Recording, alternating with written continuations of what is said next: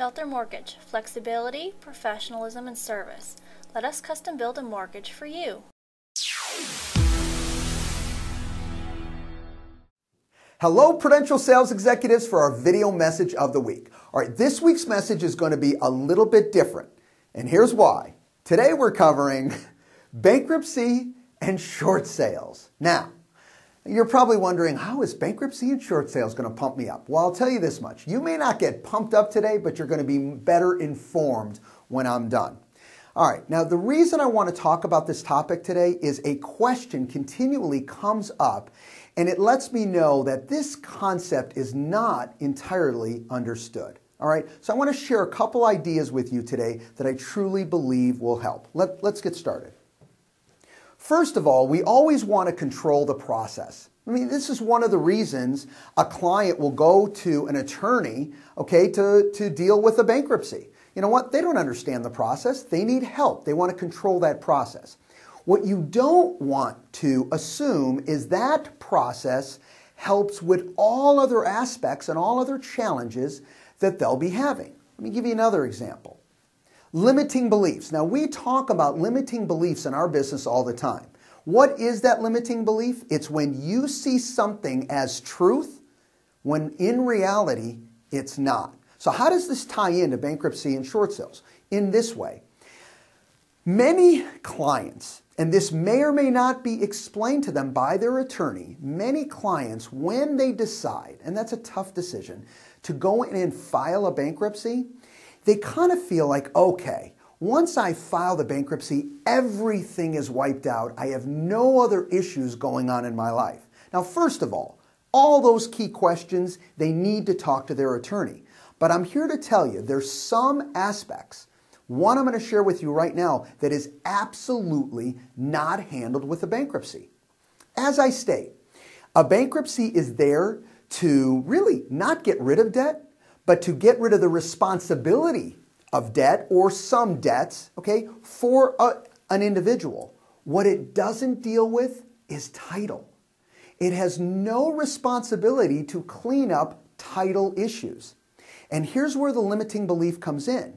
Many of your clients, once they file, they think everything else is handled. And I'm here to tell you, when dealing with a bankruptcy, if they are depending that, you know what, I don't have to worry about the money, so I'm just going to wait until it gets foreclosed upon because they can't come after me for the dollars I've already filed. The problem with that is that property stays in that individual's name. Now here's the other limiting belief.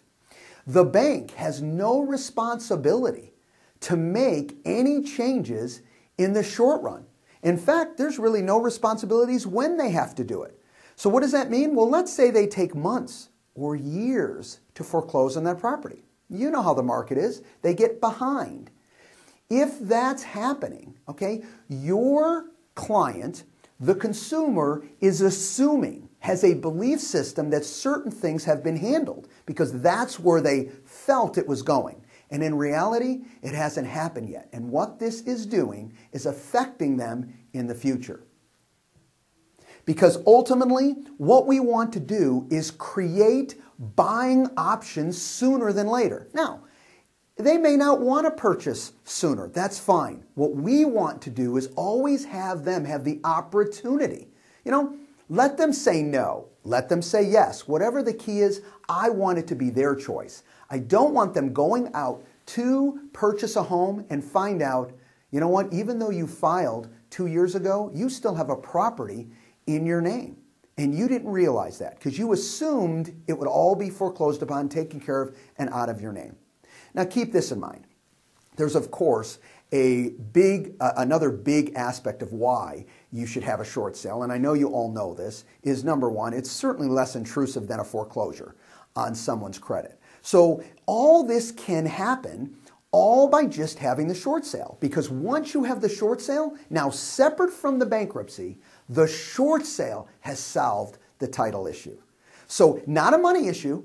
That got solved through the bankruptcy. They're not liable for the debt, but they want to control the process and clean up that title. That's what the short sale does.